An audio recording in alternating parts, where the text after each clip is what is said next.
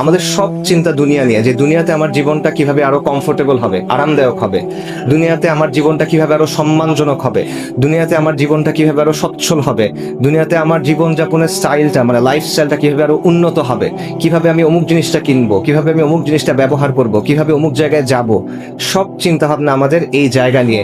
কিন্তু যেই জিনিসটা আপনার কাছে আসতেছে, মৃত্যু, ওই মৃত্যুটা যে সম্মানজনক হবে আপনার, ওই মৃত্যুর পরে যে জীবনটা আপনার জন্য অপেক্ষা করতেছে, সেটা যে সম্মানজনক হবে কিনা, সেটা নিয়ে আমরা একেবারেই চিন্তা করি না। আমরা এটা নিয়ে একেবারে গাফেল, উদাসীন। একজন মহান তাবেঈ ছিলেন সুফিয়ান আস-সাওরি রাহিমাহুল্লাহ, সাহাবাদের ছাত্র। ওনাকে বলা হতো আমিরুল মুমিনিন ফিল হাদিস। হাদিসের ব্যাপারে বিশাল জ্ঞান রাখতেন। ওনাকে একজন এসে প্রশ্ন করছে, ইয়া আবু আব্দুল্লাহ, ওনার কুনি আবু আব্দুল্লাহ, দুনিয়ার জন্য কিভাবে প্রস্তুতি নিব বলেন, আখিরাতের জন্য কিভাবে প্রস্তুতি নিব বলেন।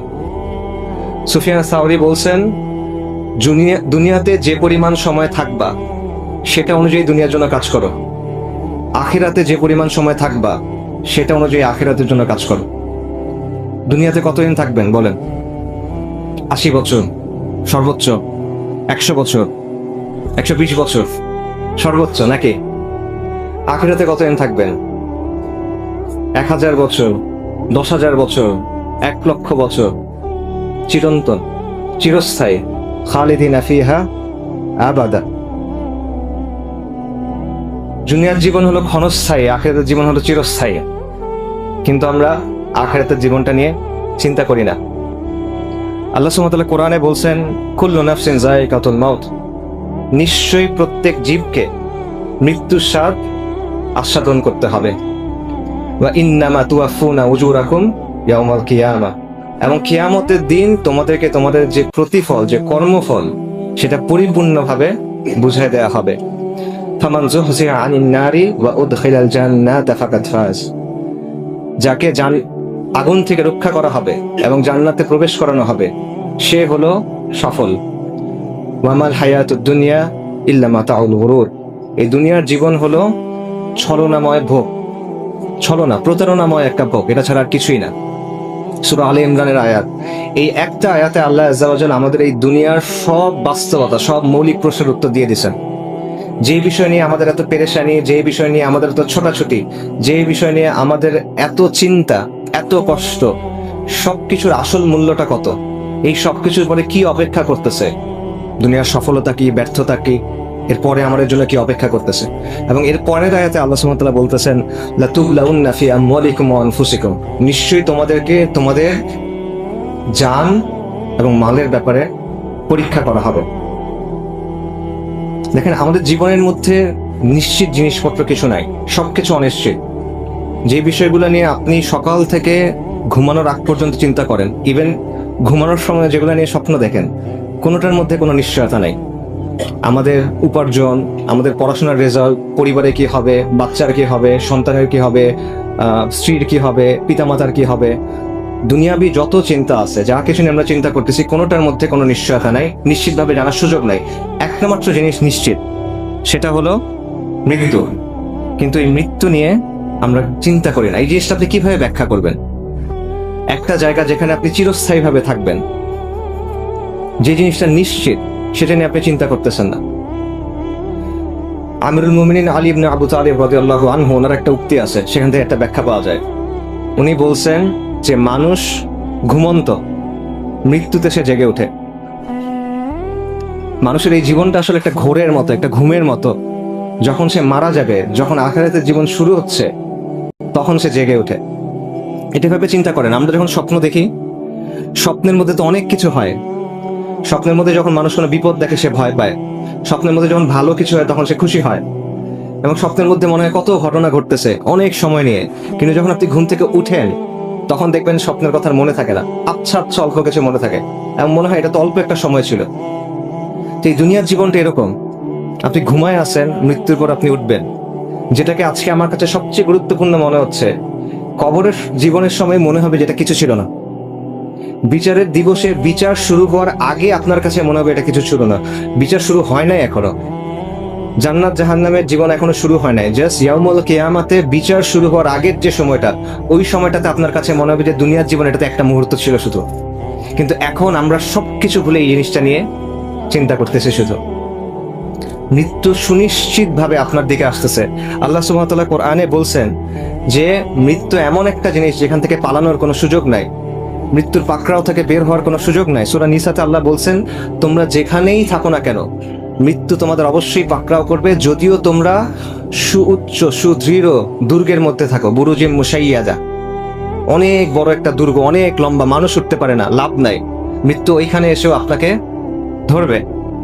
এবং এই কারণে বারবার মৃত্যু সম্পর্কে আল্লাহ আযজা ওয়া জাল আমাদের কোরআনে সতর্ক করে দিয়েছেন, বারবার মনে করা দিয়েছেন যে তোমরা মৃত্যু নিয়ে চিন্তা করো, মৃত্যু আসতেছে। বারবার তিনি আখিরাতের কথা বলছেন যে এটা তোমার আসল জীবন, এটার জন্য তুমি প্রস্তুতি নাও, তোমার জন্য একটা পরীক্ষা আসতেছে। আল্লাযী খালাকাল মাউতা ওয়াল হায়াতা লিয়াবলুয়াকুম আইয়ুকুম আহসানু আমালা। আল্লাহ মৃত্যু এবং জীবনকে সৃষ্টি করছেন, আল্লাহ যাচাই করে দেখবেন এই জন্য যে কে আমলে উত্তম। এটা একটা পরীক্ষা, একটা পরীক্ষার মধ্যে আপনি আছেন, কিন্তু আপনি মনে করতেছেন আপনি এটাই আপনার জীবন। আমরা মনে করতেছি, আমরা জানি এটা পরীক্ষা, কিন্তু আমাদের কাজের মধ্যে এটার কোনো প্রভাব নাই। এই জন্য আল্লাহ বারবার মৃত্যুর কথা আমাদের বলছেন। কিন্তু আমাদের সময়ের একটা ফিতনা হলো বা একটা বাস্তবতা হলো, আমরা মৃত্যু নিয়ে চিন্তা করি না, আমরা মৃত্যু নিয়ে কথা বলা পছন্দ করি না। মৃত্যু নিয়ে যখন কেউ কথা বলে এটা আমাদের কাছে পছন্দ হয় না। অথচ নবী সাল্লাল্লাহু আলাইহি ওয়াসাল্লামের কথা চিন্তা করেন, তিনি যখন কোনো বিয়ের অনুষ্ঠানে গেছেন, নিকাহর অনুষ্ঠানে, সেখানে তুমি বলতেছেন ইয়া আইয়ুহাল্লাযীনা আমানুত্তাকুল্লাহা হাক্কা তুকাতি ওয়া লা তামুতুন্না ইল্লা ওয়া আনতুম মুসলিমুন। সেখানেও তিনি এই আয়াত পড়তেছেন যে তোমরা মুসলিম না হয়ে মৃত্যুবরণ করো না। একটা নিকার অনুষ্ঠান, যেটা হলো একটা আনন্দের জিনিস, আনন্দের জিনিসটা বিয়ে হয়েছে, আপনাদের জন্য তো অনেক অপেক্ষা করে আছেন রে, আনন্দের জিনিস। একটা নতুন পরিবার শুরু হচ্ছে, সেই পরিবার থেকে নতুন মানুষ আসবে, সেইখানেও এসে নবী সাল্লাল্লাহু আলাইহি ওয়াসাল্লাম মৃত্যুর কথা স্মরণ করে দিচ্ছেন। নবী সাল্লাল্লাহু আলাইহি ওয়াসাল্লাম বলেন আকসিরু যিকরা হাদিমিল লাজ্জাত, যে বেশি বেশি করে তোমরা ওই জিনিসকে স্মরণ করো যেটা সুখ বিনাশী, যেটা সবকিছু সুখ নষ্ট করে দেয়, যেটা সবকিছু স্বাদ নষ্ট করে দেয়। সেই জিনিসটা কি? সেই জিনিসটা মৃত্যু। কেন এটা বারবার বলা হচ্ছে? কারণ এভাবে আপনি আখিরাতের জন্য নিজেকে প্রস্তুত করবেন, নইলে পারবেন না। যখন মৃত্যুকে কথা চিন্তা করবেন, যখন আখিরাতটা আপনার কাছে বড় মনে হবে, তখন আপনি আমলের দিকে যেতে পারবেন, তখন আপনি গুনাহ থেকে সরে আসতে পারবেন, তখন আপনি দুনিয়ার যে প্রতারণা এখান থেকে দূরে সরতে পারবেন। সাহাবায়ে কেরামের আমল আমরা যখন আজকে পড়ি, ওনাদের আমলের কথা আমাদের কাছে অবিশ্বাস্য মনে হয়, ওনাদের যে কুরবানি আমাদের কাছে অবিশ্বাস্য মনে হয়, ওনারা যে ইবাদত করছেন আমাদের কাছে অবিশ্বাস্য মনে হয়। ওই সমাজের সবচেয়ে সম্মানিত মানুষ ছিলেন ওনারা, মক্কার সমাজে। কুরাইশ আরবের মধ্যে সবচেয়ে সম্মানিত, সেই মক্কার মধ্যে ওনারা সম্মানিত ছিলেন। প্রথম দিকে সাহাবী যারা, মুহাজির সাহাবী যারা, সম্মানিত মানুষের জন্য সবচেয়ে কষ্ট হলো অপমান। সেই অপমান তাদেরকে সহ্য করতে হয়েছে, রাতারাতি অপমান। আগের দিন সম্মানিত মানুষ, পরের দিন ইসলাম গ্রহণ করছে, অপমানিত। উমর রাদিয়াল্লাহু আনহু, কুরাইশের সব গুরুত্বপূর্ণ আলোচনায় তাকে রাখা হতো, কিন্তু যেদিন উনি ইসলাম গ্রহণ করছেন বললেন, ওই দিন তার সাথে প্রকাশ্যে কাবার সামনে মারামারি হয়েছে, সকাল থেকে সূর্য মাথার উপরে উঠে যাওয়া পর্যন্ত। আপনারা শুনছেন এগুলা, আপনারা জানেন। তাদেরকে নিজের ঘরের মানুষ ঘর থেকে বের করে দিয়েছে। মুসা ইবনে উমার রাদিয়াল্লাহু আনহু কোনো কিছু ছাড়া ঘর থেকে বের করে দেওয়া হয়েছে, পোশাক ছিল না ওনার। সাহাবীদেরকে নিজের বাসার লোকজন ধরে পিটাইছেন, উসমান রাদিয়াল্লাহু আনহুকে। অসংখ্য এরকম ঘটনা। শুধু এটা না, সবকিছু ছেড়ে বিদেশে চলে যেতে হয়েছে, আবিসিনিয়ায় চলে গেছেন রিফিউজি হিসেবে, কোনো পরিচয় নাই তাদের আবিসিনিয়ায়। তাদেরকে মদিনায় যেতে হয়েছে রিফিউজি হিসেবে, ইনিশিয়ালি তো রিফিউজি হিসেবে, তো আশ্রিত হিসেবে যেতে হয়েছে তাদেরকে। তারপরেও শেষ হয় নাই, এরপর তাদেরকে লড়াই করতে হয়েছে নিজের বাপের সাথে, নিজের ভাইয়ের সাথে, নিজের পরিবারের সাথে। এই কুরবানি, এই আমল, এই ইবাদত তারা কিভাবে করছেন? কিভাবে সম্ভব এটা? এটা সম্ভব কারণ তাদের কাছে আখিরাতটা ইম্পর্টেন্ট ছিল। তারা দুনিয়াতে থাকতেন, তাদের শরীরগুলো দুনিয়াতে, কারণ তাদের ফোকাসটা আখিরাতের দিকে, তাদের চিন্তাটা আখিরাত নিয়ে, তারা মৃত্যু নিয়ে চিন্তা করতেন। এই কারণে দুনিয়াকে তারা এভাবে ঠেলে দিতে পারতেন, এই কারণে তারা এত কষ্ট করতে পারতেন, আমল করতে পারতেন। এবং নবী সাল্লাল্লাহু আলাইহি ওয়াসাল্লাম এইভাবে তাদের তাসকিয়া এবং তারা কি তারবিয়া করছিলেন, প্রশিক্ষণটা দিছিলেন যে তারা এটা যেন পারেন। এটা নবী সাল্লাল্লাহু আলাইহি ওয়াসাল্লাম কিভাবে করছেন?